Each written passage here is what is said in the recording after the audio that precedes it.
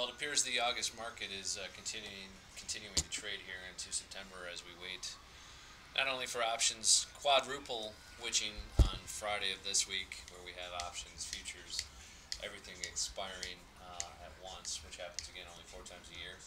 But we also have, of course, the esteemed non-governmental entity, Fed, to wait for again.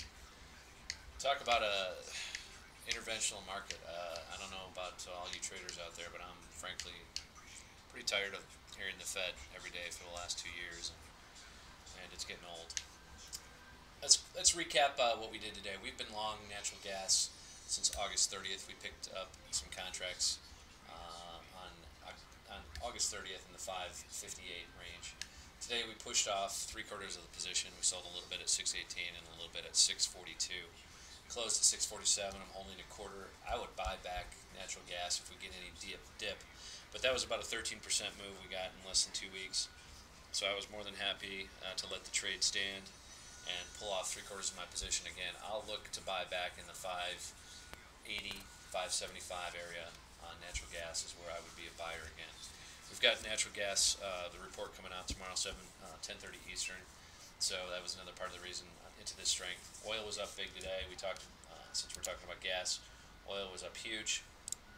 Here's the oil chart. Oil closed at 79.62. Rather, it's still trading. But oil was very strong today. Here's the daily chart. And again, daily chart to me is looking overbought. There may be a sell here coming pretty soon. Short term on oil, maybe for a pullback into the 76 to 73 area. So I'd be looking for a sell here in oil the next day or two, as it is looking a bit extended, but it has rallied here from the resistance at 70 all the way up here to 80 today. We did touch. The other trade we're still involved in, a little bit longer term swing, is we are short the long bond, the 30-year Treasury. We shorted yesterday right near 114. Today it got down to 113 and 7, almost a quarter, just below a quarter. It's trading 113 and 13.30 seconds as we speak. And again, that trade here on the daily chart you can see is very overextended.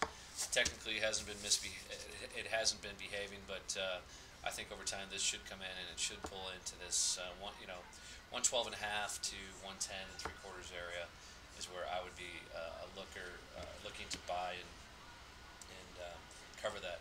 So we've talked about inflation in the long bond. We've talked about inflation in the which is down for interest rates, and we've talked about inflation in the gas, both natural gas and oil.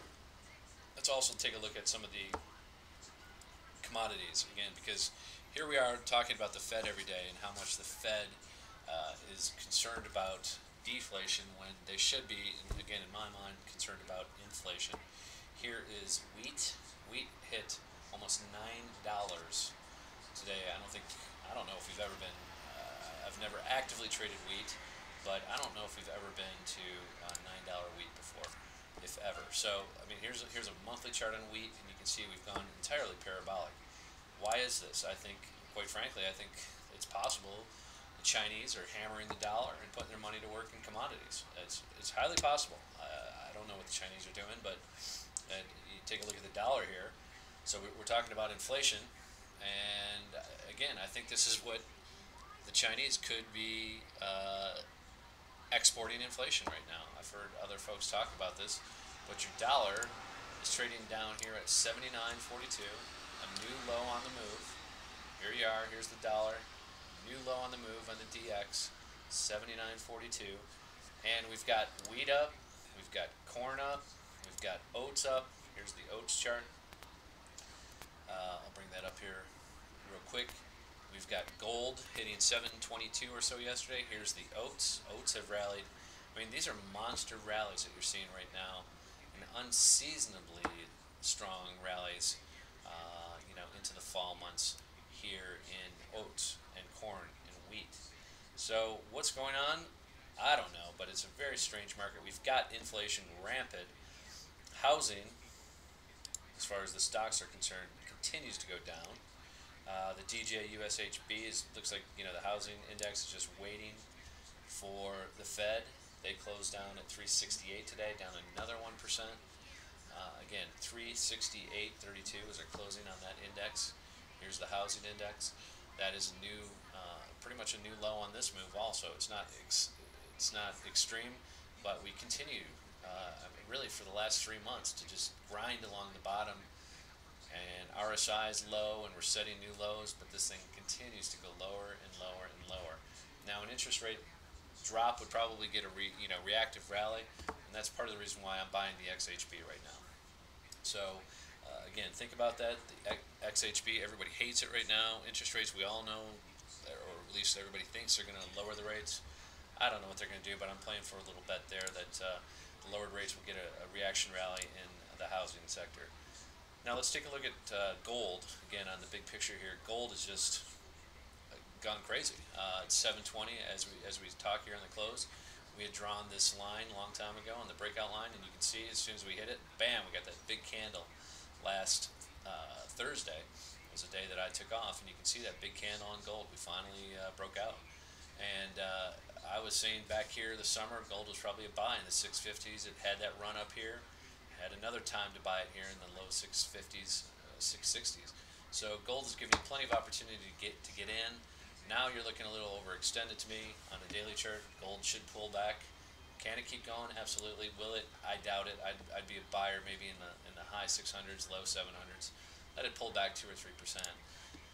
But gold is looking very powerful. Not as high as it was in mid 06, and I think it's still got a lot of work. But this action that you've seen in gold really for the last almost 2 years has been very positive for the long-term gold bugs. And again, I am not.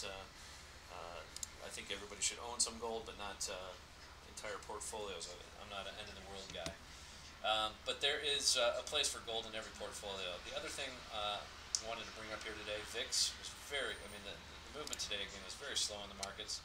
Let's take a look at the ES. The ES was ended up. Whoa, is this? I'm not sure if I'm getting the proper quotes here. I'm trying to bring up my ES. Are we actually trading up here at 1489 as I do this closing? Unless this move just happened, which I don't think. I think these are just bad prints. I'm still showing 1476 on my servers, but anyways, I think the futures, again, I may be showing some bad prints here. So the ticks today were pretty flat. The AD was flat. We couldn't really get a lot of ticks plus 1,000. We couldn't get the ticks to. I think we hit minus 1,000 a couple times here. Let's look at the tick chart real quick, and you can see this on the shorter term. But we were spiking up here a few times today, but not a lot. Most of the action again was down here in the minus 600 range, and I think we only got over 1,000 one time. And same thing on the downside. So there wasn't, to me, wasn't decisive institutional buying or selling on a day like today, which I would expect when we've got again the Fed coming. There's really not a lot of people. The bets have been placed already a week or two ago. We've got expiration this Friday, quadruple expiration, and I just don't expect a lot of big moves until the Fed is done. We are trading at looks like 1476 on the SPOOs. That's where we went out, and again, if you look at that chart to me, it's looking somewhat bearish. Short term, I think you got a lid on 1485 to 1500, and I know why we're doing this. We just rolled over. We rolled over to the December contract on the ES, and that's why I'm showing the 1489 versus the 76 on the U. So the continuous contract here just rolled over tonight to the new December contract. So sorry about the confusion there, but I didn't think we had moved at all, and in fact we hadn't. So let's keep this in mind. Again, you're going to roll over your futures contracts tomorrow on the financials from the U to the Z contract, and here's the U. And again, I would think that you want to roll over your contracts to the Z beginning tomorrow, because that is going to be the new front month. All right, that's it. Over and out. We'll be back. I'm going to go enjoy my daughter's 10th birthday. Beautiful day out here in Oregon. Nothing but sun.